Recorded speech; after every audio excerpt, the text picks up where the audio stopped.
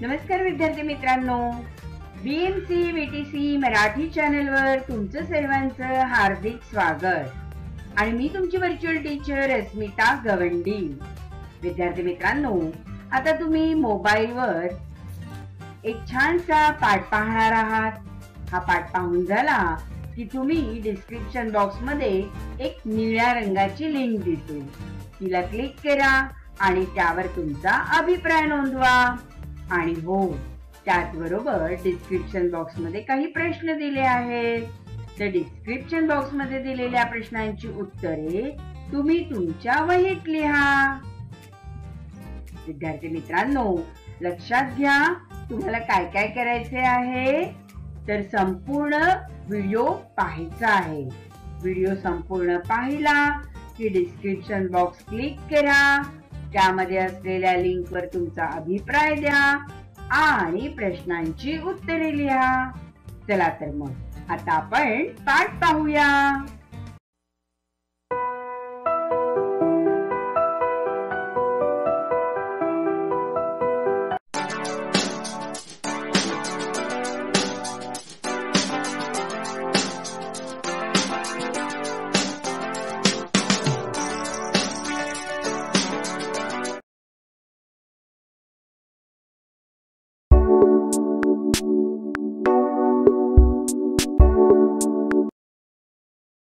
नमस्कार विद्यार्थी मित्रांनो, बृहन्मुंबई महानगरपालिका व्हर्च्युअल ट्रेनिंग सेंटर मध्ये आपलं सर्वांचं हार्दिक स्वागत।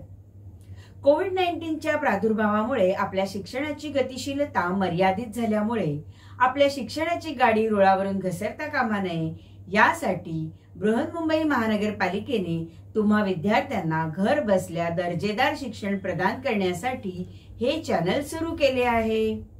बालमित्रांनो, मी तुमची व्हर्च्युअल टीचर अस्मिता गवंडी आज तुमच्यासाठी घेऊन आले एक छानसा पाठ। चला तर मग आपण आजच्या पाठाची सुरुवात करूया।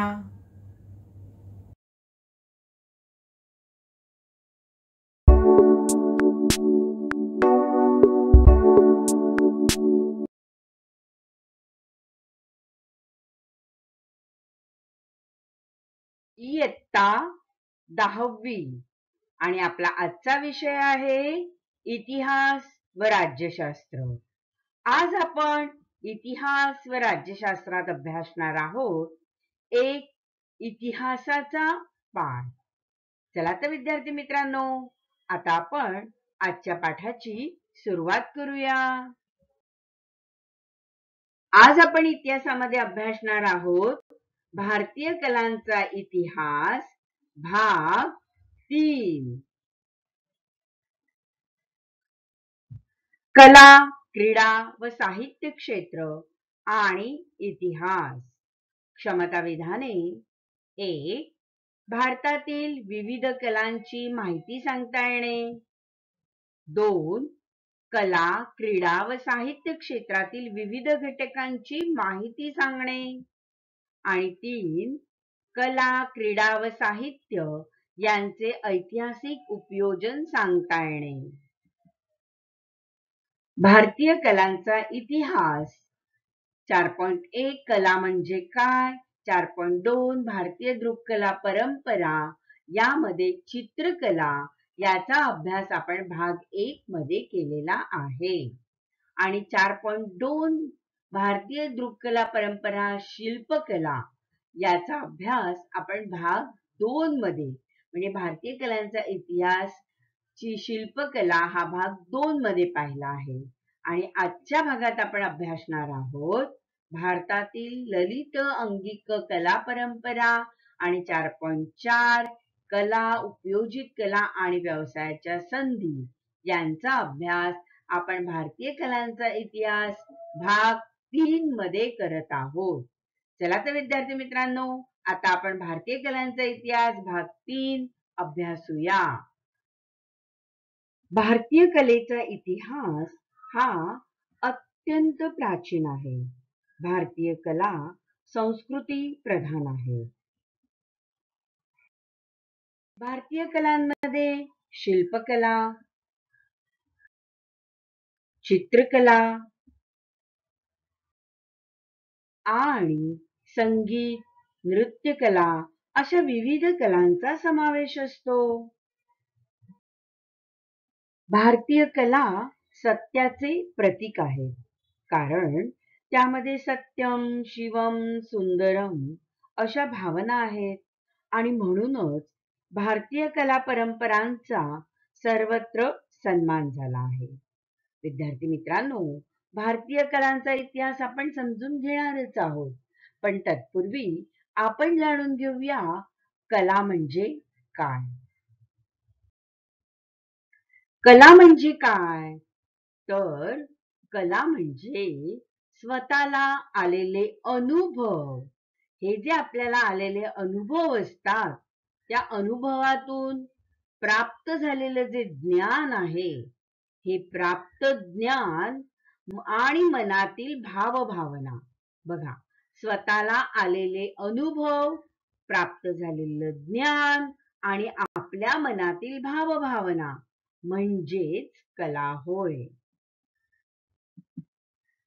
सहज प्रवृत्तीच्या प्रेरणेतून जेव्हा एखादी सौंदर्यपूर्ण रचना किंवा एखादी निर्मिती होते, हो की नाही, तेव्हा तिला कला असे म्हणतात. कशाला कला म्हणतात? तर जेव्हा आपली सहज प्रवृत्ती असते आणि या सहज प्रवृत्तीच्या प्रेरणेतून एक सौंदर्यपूर्ण कला निर्माण होते किंवा एखादी रचना निर्माण होते. मग ती कविता असेल, एक उत्स्फूर्तपणे गीत असेल, शिल्पकला असेल, चित्रकला असेल, कोणतीही कला असेल, पण ती कशी असते तर सहज प्रवृत्तीच्या प्रेरणेतून निर्माण झालेली असते आणि तिला म्हणतात कला. आपल्याकडे एखादी कला असते म्हणजे काय असतं तर त्याच्यामध्ये शारीरिक कौशल्य असतं पहा. म्हणजे आपण एखादं वाद्य वाजवतो, चित्र काढतो, सतार, गिटार, वीणा, पियानो, पेटी वाजवणं, तबला वाजवणं ह्यामध्ये शारीरिक कौशल्य आहे. नृत्य करणं, हो ना, किंवा चित्र काढणं, कविता लेखन करणं, साहित्य लिहिणं यामध्ये शारीरिक कौशल्य आहेच, पण त्याचबरोबर मानसिक कौशल्य सुद्धा असते. म्हणजे आपल्या मनातील भावभावना या त्या कलेमध्ये उतरत असतात. मग ते एखादं सुंदरसं चित्र रेखाटूया किंवा एखादं छानसं गीत लिहूया. एखादा लेख लिहिताना आपल्या मनातील भावभावना त्यामध्ये उमटत असतात. अगदी वाद्य वाजवताना सुद्धा त्यामध्ये सुद्धा मानसिक कौशल्य समाविष्ट असतं. म्हणूनच कला ही शारीरिक आणि मानसिक कौशल्याधिष्ठित आहे. कला आणि विज्ञान यामध्ये फरक मानला जातो. विज्ञानामध्ये ज्ञानाला प्राधान्य आहे, तर कलेमध्ये कौशल्य महत्वाचं असतं. कौशल्यपूर्ण मानवीय कार्याला कलेचे नाव दिले जाते आणि कौशल्यविहीन किंवा बेढप केलेल्या कार्याला कलेमध्ये स्थान दिले जात नाही. कलाकार आपली कलाकृती रेखाटत असताना त्या कलाकाराच्या निर्मितीच्या मुळाशी त्या कलाकाराची जी भावना आहे किंवा त्याची कल्पकता आहे, संवेदनशीलता आहे आणि त्याचं कौशल्य आहे, ते सारं काही तिथे एकवटलेलं असतं.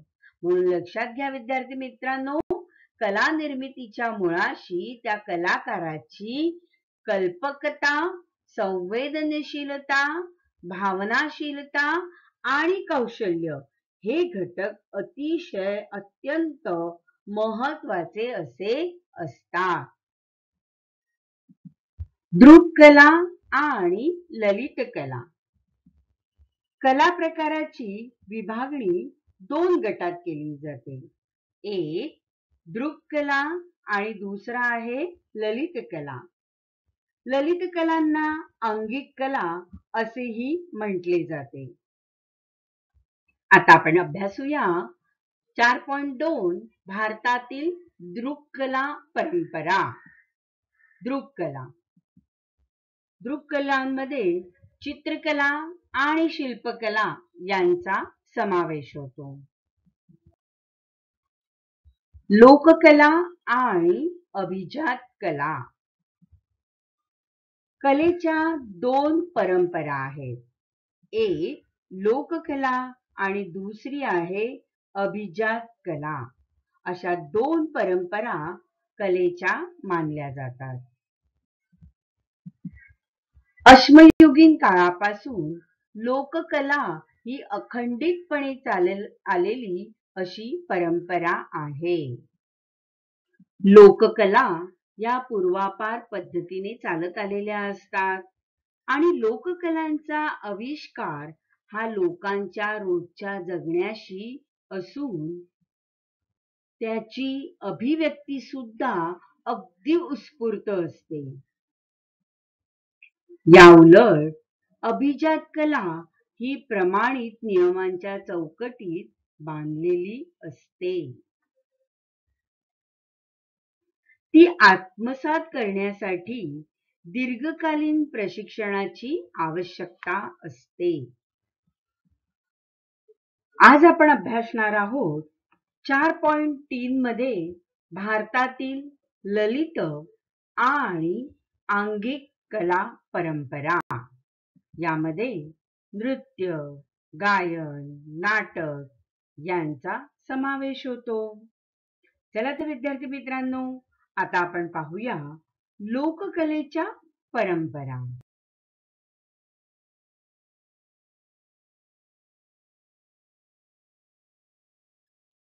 भारतातील प्रत्येक प्रदेशाच्या वैविध्यपूर्ण अशा लोकगीत, लोकवाद्य, लोकनृत्य आणि लोकनाट्याच्या परंपरा आहेत. विद्यार्थी मित्रांनो, तुम्ही नीट लक्षात ठेवणार आहात लोककलेच्या परंपरा. 1. लोकगीत, 2. लोकवाद्य, 3. लोकनृत्य आणि 4.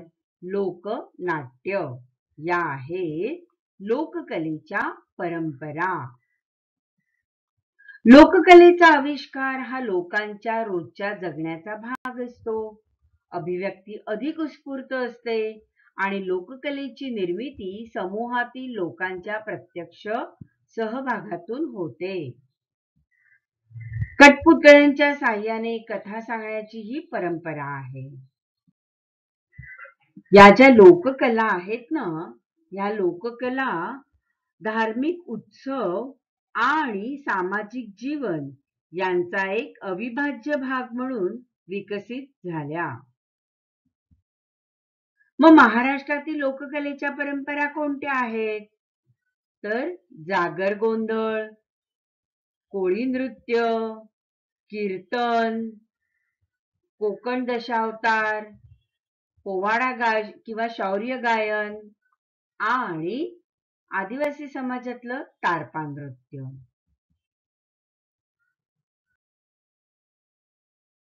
हे आहे लावणी नृत्य,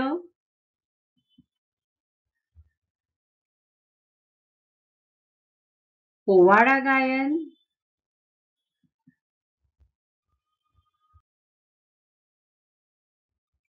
कोळी नृत्य,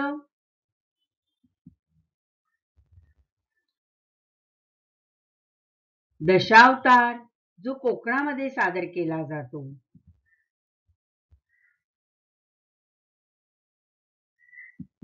जागर देवीचं जागरण केलं जातं, नवीन लग्नानंतर देवीचा गोंधळ घातला जातो. गोंधळ जागर हे एकत्रच होत असतात आणि आदिवासी समाजात तारपासारखं वाद्य हातात घेऊन केले जाणारे जे नृत्य आहे त्याला तारपा नृत्य असे म्हणतात.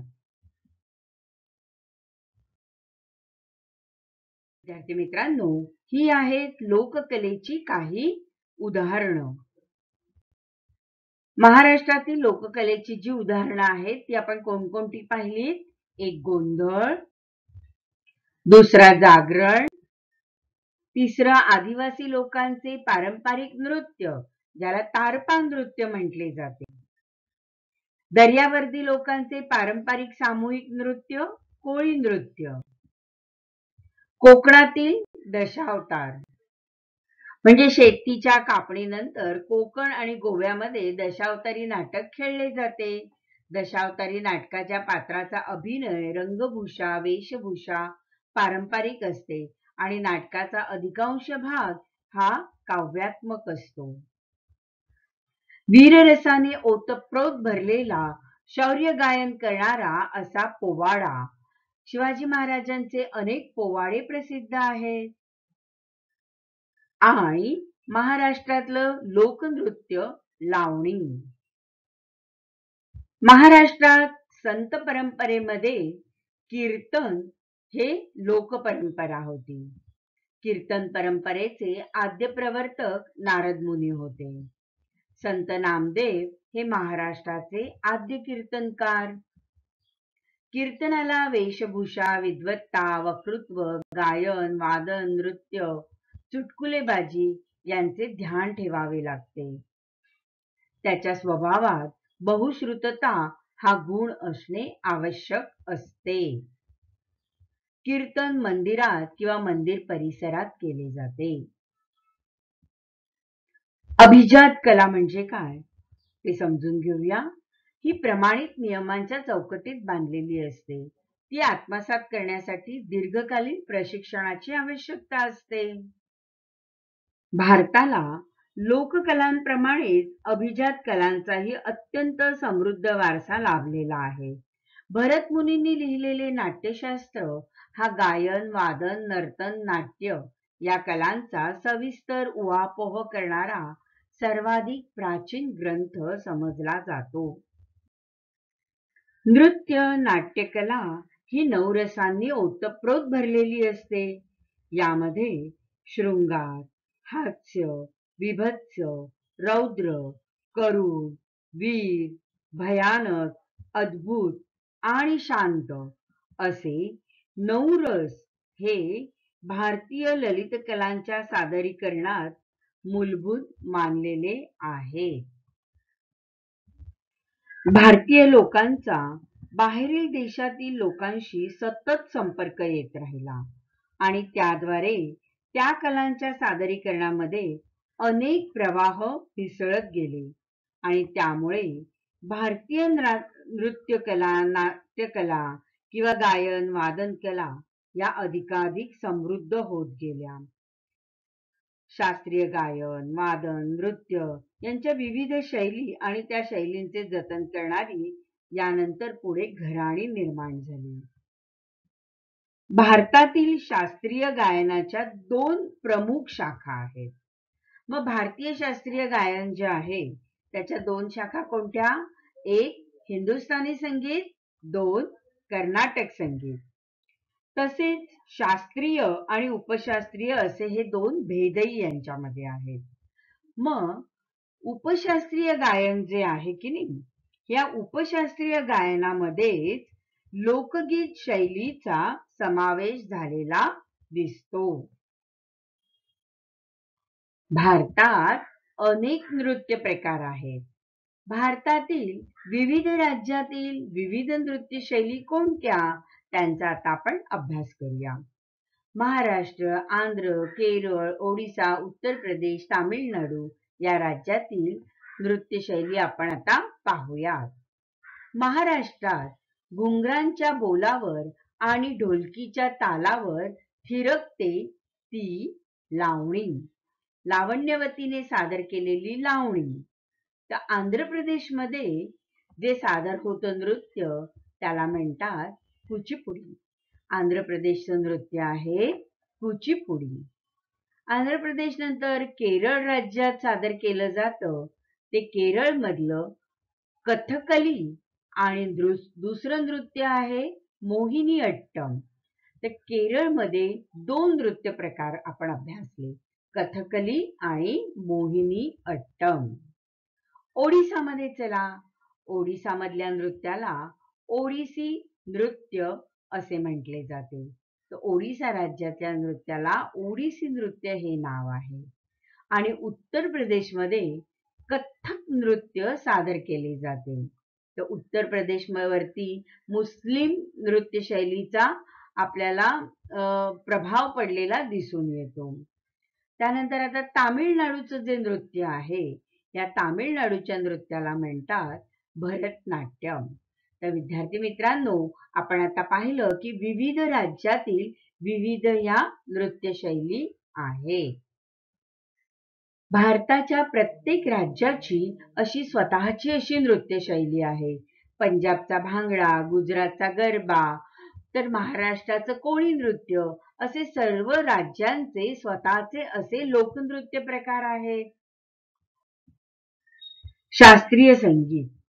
स्वतंत्र भारतात शास्त्रीय संगीत आणि नृत्य सामान्य रसिकांपर्यंत पोहोचावे या दृष्टीने विविध ठिकाणी संगीत नृत्याचे महोत्सव साजरे केले जातात.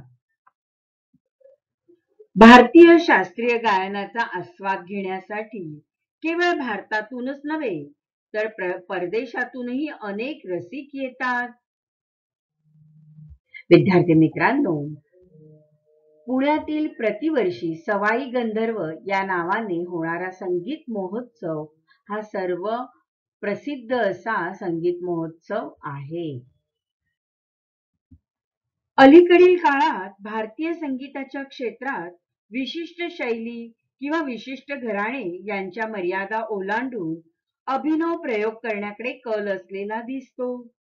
त्यामध्ये पाश्चात्य संगीत, पाश्चात्य नृत्य यांचा मेळ भारतीय संगीताशी घालण्याचा प्रयत्नही दिसतो. नवीन शैली विकसित करणाऱ्या कलाकारांमध्ये उदय शंकर यांचे नाव प्रामुख्याने घ्यावे लागते. त्यांनी भारतीय शास्त्रीय नृत्य आणि युरोपीय रंगभूमीवरील नृत्यनाट्य परंपरा यांचा मेळ साधला. त्याचबरोबर त्यांनी त्यांच्या शैलीमध्ये लोकनृत्याच्या विविध शैलींनाही स्थान दिले. भारतीय ललित कलांच्या सादरीकरणाचे क्षेत्र अशा तऱ्हेने विस्तारताना दिसत आहे. ही गोष्ट भारतीय दृक्कलांच्या क्षेत्रातही सातत्याने घडत आहे. विद्यार्थी मित्रांनो, आता आपण घटक 4.4 कला, उपयोजित कला आणि व्यवसायाच्या संधी यांचा विस्ताराने अभ्यास करूयात. कला, उपयोजित कला आणि व्यवसायाच्या संधी. कलेचा इतिहास ही एक ज्ञानशाखा आहे. त्या क्षेत्रात संशोधनाच्या आणि व्यवसायाच्या संधी उपलब्ध होऊ शकतात. कलेच्या इतिहासाचे अभ्यासक पत्रकारितेच्या क्षेत्रातही काम करू शकतात. कलेच्या इतिहासाचा सखोल अभ्यास असणाऱ्या तज्ञांची आवश्यकता असते. कलावस्तूंच्या खरेदी विक्रीचे एक स्वतंत्र क्षेत्र असते. कलावस्तू नकली आहेत की खऱ्या, त्यातील धातू, लाकडाचा प्रकार, त्यांचा दर्जा योग्य आहे का हे जाणणे, कलावस्तूचे मूल्य ठरवताना त्याची पारख करणे, या सर्व गोष्टींसाठी कलेच्या इतिहासाचा सखोल अभ्यास असणाऱ्या तज्ञांची आवश्यकता असते. 2. कलावस्तूंच्या खरेदी विक्रीचे एक स्वतंत्र जग आहे. तिथे कलावस्तूंचे मूल्य ठरवण्यासाठी ती कलावस्तू नकली नाही ना हे पारखण्याची आवश्यकता असते. त्यासाठी कलेच्या इतिहासाचा सखोल अभ्यास असणाऱ्या तज्ञांची आवश्यकता असते. सांस्कृतिक वारशाचे जतन आणि संवर्धन करण्याचे बहुतांश काम भारत सरकारचे पुरातत्व खाते आणि भारतातील प्रत्येक राज्य शासनाची पुरातत्व खाती करत असतात. कैलास मंदिर हे जे आहे वेरूळचं, तर हे कैलास मंदिर आपला सांस्कृतिक आणि नैसर्गिक वारसा आहे आणि या वारशाचे व्यवस्थापन हे उपयोजित इतिहासाचे एक प्रमुख अंग आहे. विद्यार्थी मित्रांनो, आपल्या भारतातील सर्व राज्यांमध्ये त्या राज्यांची वैशिष्ट्ये सांगणारी अशी वस्तू संग्रहालये आहेत. आपणास त्या राज्याचा व पर्यायाने देशाचा इतिहास समजण्यास मदत होते. छत्रपती शिवाजी महाराज वस्तू संग्रहालय या ठिकाणी आपण जर गेलो आणि तिथल्या वस्तूंचा अभ्यास केला तर आपण इतिहासाचा अभ्यास करणे त्यातून आपल्याला सोपे जाते. आणि म्हणूनच ग्रंथालय, संग्रहालय आणि अभिलेखागार या ठिकाणी आपल्याला व्यवसायाची संधी उपलब्ध होते. अभिलेखागाराचे व्यवस्थापन हे तांत्रिक दृष्ट्या ग्रंथालय व्यवस्थापनाचे एक अंग असते आणि महत्वाच्या नोंदी असलेली कागदपत्रे त्यामध्ये कोणताही बदल न करता सुरक्षित ठेवणे, त्याची सूची तयार करणे आणि ती हवी तेव्हा उपलब्ध करून देणे ही कामे अभिलेखागाराच्या व्यवस्थापनात महत्वाची असतात. त्याचप्रमाणे नॅशनल फिल्म आर्काइव्ह राष्ट्रीय फिल्म संग्रहालय पुणे दुर्मिळ भारतीय चित्रपटांचा शोध घेणे, ते मिळवणे, चित्रपटांच्या त्या वारशाचे जतन करणे, चित्रपटांशी संबंधित महत्वाच्या बाबींचे वर्गीकरण करणे, त्यांच्या कायमस्वरूपी नोंदी तयार करणे आणि संशोधन करणे असे काम या ठिकाणी केले जाते आणि म्हणूनच त्या संदर्भातल्याही व्यवसायाच्या संधी आपणास येथे उपलब्ध असतात. हे आहे इंडियन म्युझियम कोलकाता. आता आपण समजून घेऊया उपयोजित कला. कलात्मक रचना आणि उपयुक्तता यांची सांगड घालून अनेक प्रकारची निर्मिती केली जाते. उपयुक्तता हा हेतू ठेवून कला निर्मिती करणे म्हणजेच उपयोजित कला होय. औद्योगिक आणि जाहिरात क्षेत्र तसेच घराची सजावट आणि सजावटीच्या वस्तू, रंगमंचावरील नेपथ्य, चित्रपट आणि दूरदर्शनवरील कार्यक्रम यांसाठी आवश्यक असणारे कला दिग्दर्शन, तसेच प्रकाशन आणि मुद्रण क्षेत्रात पुस्तके, नियतकालिके, वर्तमानपत्रे यांची मांडणी, सजावट, वस्तुलेखन, भेट कार्डे, आमंत्रण पत्रिका, वैयक्तिक लेखन सामग्री, भेटवस्तू इत्यादी अनेक गोष्टींसाठी उपयोजित कला क्षेत्रातील जाणकारांची आवश्यकता असते. स्थापत्य आणि छायाचित्रण ही क्षेत्रेही उपयोजित कला या सदराखाली येतात. सध्याच्या काळात संगणकावर तयार केलेली स्थिर आणि चलतचित्रे, नक्षी आणि आरेखने वापरली जातात. ही सुद्धा उपयोजित कलेचा भाग आहे. दागदागिने, मौल्यवान धातूच्या कलावस्तू, काचेच्या कलापूर्ण वस्तू,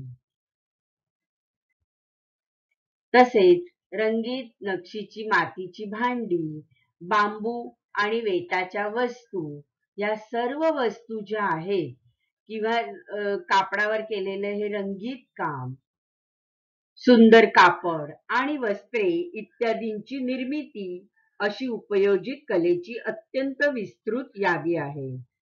वरील सर्व प्रत्येक क्षेत्रात बौद्धिक पातळीवर एखादी संकल्पना मांडून ती प्रत्यक्षात उतरवेपर्यंत निर्मितीचे अनेक टप्पे असतात.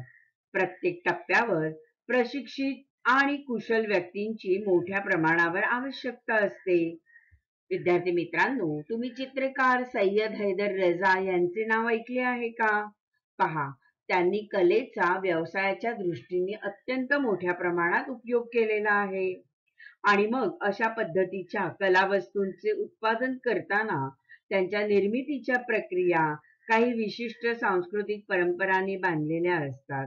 या क्षेत्रांमधील प्रक्रियांचा प्रत्येक टप्प्यांच्या विकासाचा इतिहास असतो आणि प्रशिक्षणाच्या अभ्यासक्रमात कलावस्तूंच्या उत्पादन प्रक्रियेच्या औद्योगिक, सांस्कृतिक आणि परंपरांच्या इतिहासाचा अंतर्भाव केलेला असतो. वर उल्लेख केलेल्या क्षेत्रांमध्ये तांत्रिक आणि व्यावसायिक शिक्षण देणाऱ्या अनेक संस्था भारतात आहेत. गुजरातमधील national institute of design Ahmedabad ही अशा प्रकारचे प्रशिक्षण देणाऱ्या जगातील अग्रगण्य संस्थांपैकी एक समजली जाते. या संस्थेने सन 2015 मध्ये एक ऑनलाईन अभ्यासक्रमही सुरू केला आहे. विद्यार्थी मित्रांनो, आता तुमच्या लक्षात आलंच असेल की कला आणि उपयोजित कला जर आपल्याकडे असेल तर त्याच मार्गे सुद्धा आपल्याला व्यवसायाच्या अनेक संधी उपलब्ध होतात. विद्यार्थी मित्रांनो, आज आपण भारतीय कलांचा इतिहास यामध्ये 4.1 कला म्हणजे काय आणि भारतातील दृक्कला परंपरा यामध्ये चित्रकला हा भाग 1 मध्ये अभ्यासला आहे. जर तुम्ही भाग 1 अभ्यासला नसेल तर अवश्य या भागाचा अभ्यास करणार आहात. तुम्हाला याची लिंक सुद्धा याच चॅनल वरती मिळणार आहे. आणि भारतातील दृक्कला परंपरा यामध्ये शिल्पकला हा भाग आपण भारतीय कलांचा इतिहास भाग 2 मध्ये विस्ताराने अभ्यासला आहे. हाही भाग तुम्ही अवश्य पाहणार आहात. आणि आजच्या भागामध्ये आपण 4.3 भारतातील ललित आणि अंगिक कला परंपरा आणि 4.4 कला, उपयोजित कला आणि व्यवसायाच्या संधी यांचा अभ्यास विस्ताराने भाग 3 मध्ये केलेला आहे. तर भारतीय कलांचा इतिहास भाग 3 तर तुम्ही आता पाहत आहातच, पण हा भाग अधिक उत्तम प्रकारे समजून घेण्यासाठी भाग 1 आणि 2 तुम्ही पाहणं अत्यंत गरजेचे आहे. आता आपण इथेच थांबणार आहोत.